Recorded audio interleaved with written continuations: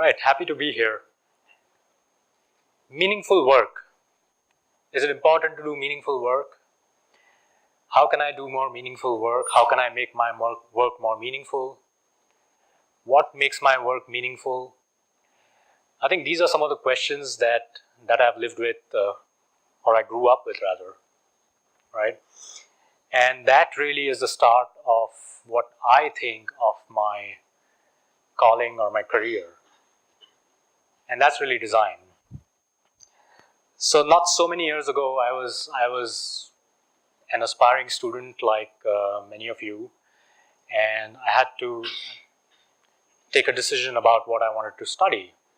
And of course, I had engineering on top of my mind because we have such great technical institutes. And everything was going all right, but I had to kind of ask myself, hey, when I look at something, how does this thing work? Is that like the first question that comes to my mind? And if I honestly asked myself that, the answer was always, not really. I think I care about what that thing means to other people, right? So that was very revealing for me. I was interested in how things work. I think that's very important. That's a very important part of what I do. But at the same time, a more prominent question that I want to answer or want an answer to is, what does this thing, whatever it is, what does it mean, right? What does it mean to people? What does it enable people to do? And that thinking was really something that brought me closer to design. I didn't think that I was going to be a designer. I took it up because of this question, this motivating question. And I'm happy to say that it has been a revealing journey from there in trying to understand how I can create meaning through my work. So today I'm going to share with you my key principles, there are only 3, of how I try to make my work more meaningful. And I hope they can apply to many of you in making your work more meaningful. So the first one I want to talk about is the idea of focusing on value. For this one, I have a story about music. I'm a musician. I perform professionally in India and cities.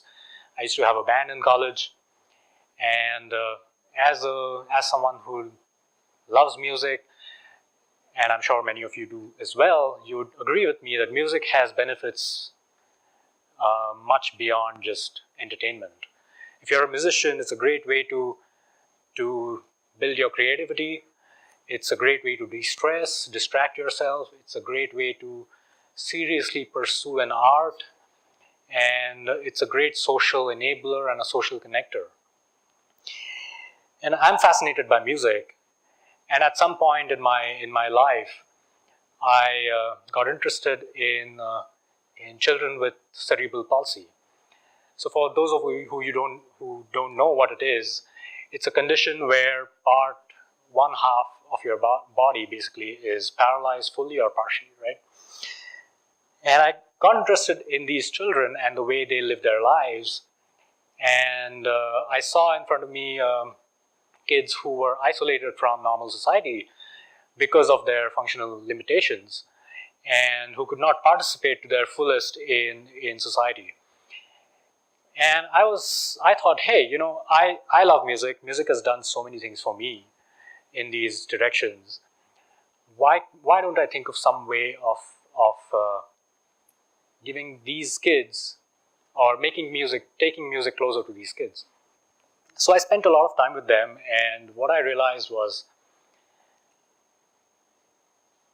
yes, a lot of these kids were actually very interested in music, and they were being exposed to a lot of music. But if you look at an instrument, if you look at a traditional instrument, what is a traditional instrument about?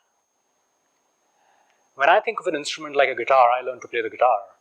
I had to spend like 2 years before I could play one song, right? I had to spend that time to play a song. I had to learn the instrument first, and then play a little more and find my friends and so forth and learn to play in a group and then we could actually play some songs, and that's when I started getting the fulfillment of having made music together, right? And a lot of the instruments that were around are essentially built for this, and the values that you associate with instruments is one of virtuosity, of mastery, of relentless practice, of meditative states, and so forth. And that's all great.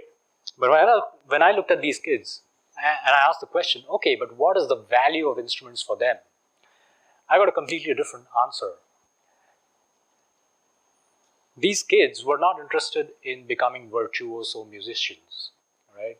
For them, music was a way to have fun, to communicate, to connect with each other, and to distract themselves and enable themselves to participate more fully in society. That's the value of a musical instrument. And then the question I had was, how might we design such a musical instrument that can serve this purpose for these kids? And this was the result. So I have a small video that shows what the kids were able to do with it.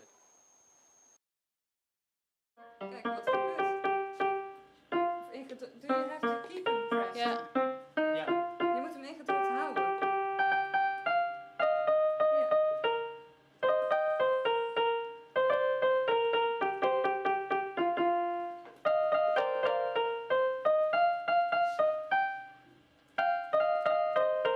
Oké, we gaan weer stoppen, want anders is de rest nog niet geweest. Okay, do you want to see something else? So I can ask them. No, let them all try.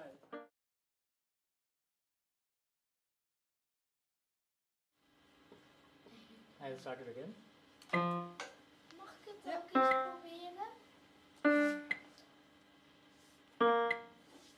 Ja. Mag ik het ook? Ik denk dat we daar geen tijd meer voor hebben. Ja, is wel leuk, hè? Komt die volgende keer weer? Ja, dat weet ik niet. Dat zou ik zo...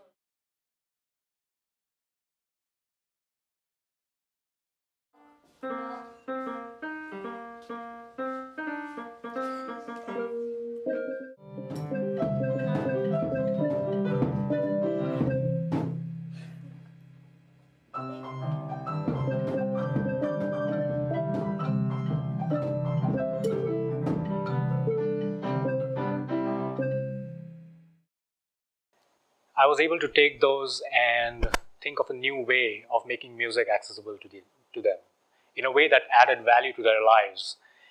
And that made the work more meaningful to me. The next principle I want to share is making it effortless. I had an opportunity to work with a family physician on making the healthcare experience better for patients. And it started with a similar kind of exploration into what is the value that people are looking for when it comes to their health or the healthcare experience. And the answer was quite simple. People want to get better. People go to a doctor to get better. But if you look at family physicians today and the way they need to operate today, we studied family physicians and we found that they were looking at hundreds of patients every day, sitting in a cubby hole on the street somewhere. And with hundreds of patients a day, all you can do basically is just take a look at the face, ask them what's the problem, and hand them some pills. And say bye-bye. That's it. That's the quality of the interaction that a family physician, unfortunately, that's the time that he gets, or the opportunity that he gets to interact with patients, right? But what if we change this around and said, okay, what's really valuable for people is to get better. And getting better involves so many more things. It's not just about getting the right pills. It's about getting the right advice. It's about getting the right medication that suits your body and your history. So it's about sharing all these things as well. It's also about making sure that the prescriptions or the treatment has worked. What is the status of that? What additional enablement is required in terms of, for many, an illness is a family affair. If the person who's earning falls sick, the entire family gets affected. How can we help people deal with that? And that is all this is a part of the experience of getting better. That's the value. So we unearthed so many kinds of things, and of course, the solution involved, changing the way doctors relate to patients by giving them access or giving them the tools to engage with patients throughout this journey around these broader needs. But in doing that, so we followed the first principle. Like, we found where the value was, and we created something that could fill that gap. But what we found was that no matter how good a solution you make, right, you have to look at the reality of the doctor, which is like, he still sees 100 patients a day. He doesn't have time to learn a new system and to integrate that and make it a part of his practice if that system does not work in the framework or the constraints that he has in the way he works. And if we looked at like currently available systems, and they were very complicated. They are all designed for heavy record keeping, your electronic health records, mainly coming from the insurance industry and so forth, where everything is required to be noted down, and all that goes into a case history, and that can be used in a legal kind of framework or a setting. And we said, hey, for the purpose that we have, we don't need to make things so complicated. What we want is a very simple system that doctors can use to have this kind of a relationship with their patients, yet which would fit in their current workflow. And that led to developing a system that a doctor could use in 20 seconds or less. That was our goal, and to enable this kind of a relationship. And that's this small clip where you see an actual doctor using the system.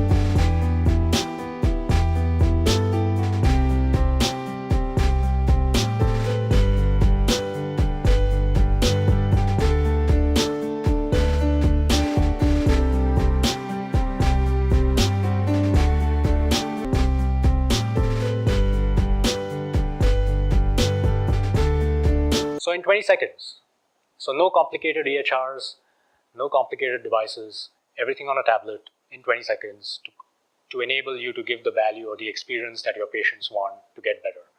So that's really my second principle. It's not enough to find the value and design for it. You have to make it effortless for people to be able to adopt it. And that increases the meaning of my work by getting it in the hands of the people that are going to use it. The third principle that I want to share, which I learned later in my career, is about creating a hook. Some years before, I had the opportunity to lead a postgraduate program in design for entrepreneurs. The idea was that a lot of students today would like to start their own businesses because that has become a viable option as a career option. And a lot of creative students or creative individuals actually see that as their favorable or favored career choice. So why don't we have a postgraduate program that kind of gives students the knowledge and the means for them to do this? And as the director of the program, I had the opportunity to design the whole curriculum and the way it was going to be delivered and so forth. So I used my principle one, which was find out where the value is, and the value is really about helping creative people start businesses or get independent in that sense, in a career sense. And the way to make it simple is to make it very practical and non-textbooky and have a lot of projects and hands-on work to reinforce the right behaviors and to enable experience-based learning or reflective learning.